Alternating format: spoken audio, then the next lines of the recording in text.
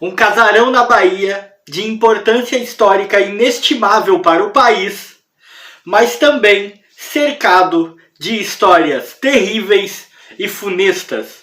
A clássica casa mal assombrada, mas que acabou virando prédio público. É sobre a Casa das Sete Mortes que eu vou contar nesse vídeo.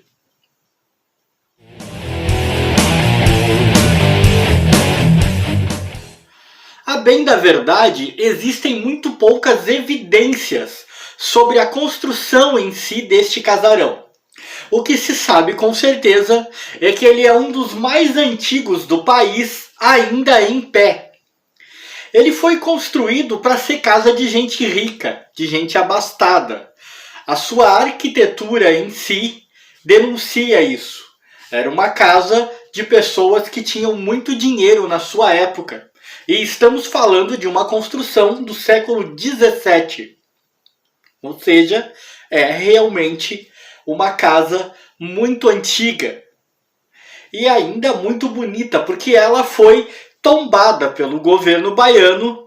Mas dizem que neste processo de tombamento e reforma, é claro, restauração, não se perdeu uma coisa que a casa já tinha há muito tempo, que é essa aura maligna, essa energia ruim que todos os que frequentam ou frequentaram o lugar afirmam que ela tem. A Casa das Sete Mortes é também conhecida por alguns como a Casa das Sete Facadas. E talvez esse nome, Casa das Sete Facadas, se derive do fato de que em 1755 um acontecimento muito trágico marcou para sempre a existência do lugar. O padre Manuel de Almeida Pereira e 3 criados dessa casa foram assassinados a facadas na mansão. Isso marcou para sempre esse lugar no imaginário popular. Mas para completar as famosas 7 mortes, existem 2 teorias recorrentes. Em uma afirma-se que uma escrava vingativa havia envenenado seu casal de patrões e o filho deles. Essa é uma versão.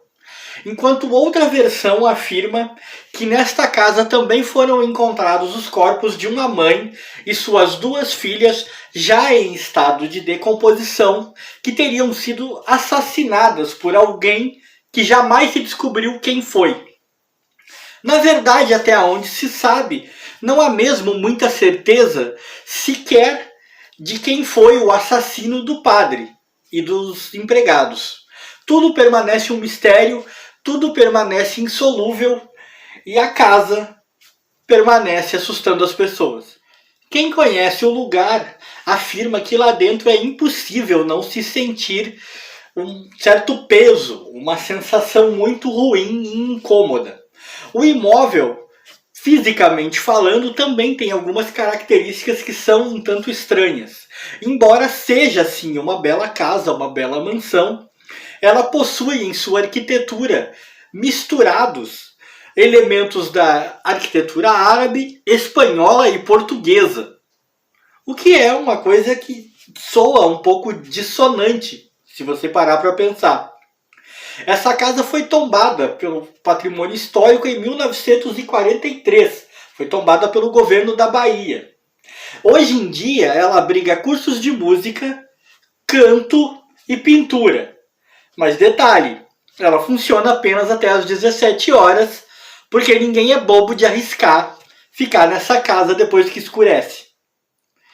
Todos dizem que a casa abriga, é palco de diversos fenômenos sobrenaturais.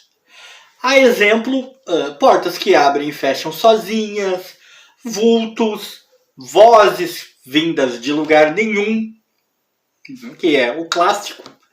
As casas mal assombradas sempre tem isso. E a Casa das Sete Mortes não seria diferente. Os trabalhadores que fizeram o restauro da casa afirmaram que durante todo o tempo em que trabalharam lá, isso acontecia muito. Portas abriam e fechavam absolutamente do nada.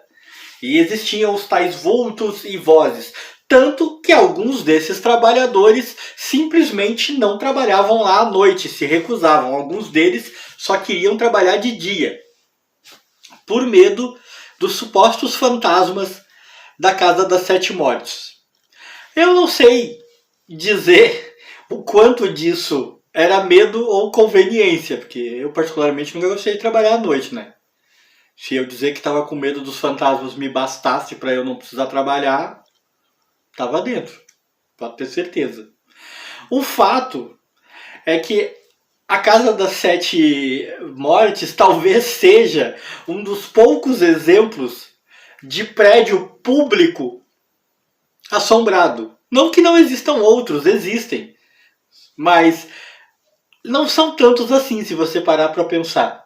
Será que a gente pode dizer que os funcionários fantasmas que a gente tanto ouvia falar há um tempo atrás e que assombram até hoje nossas prefeituras, palácios de governo e tudo mais, nasceram em lugares assim? O que vocês acham?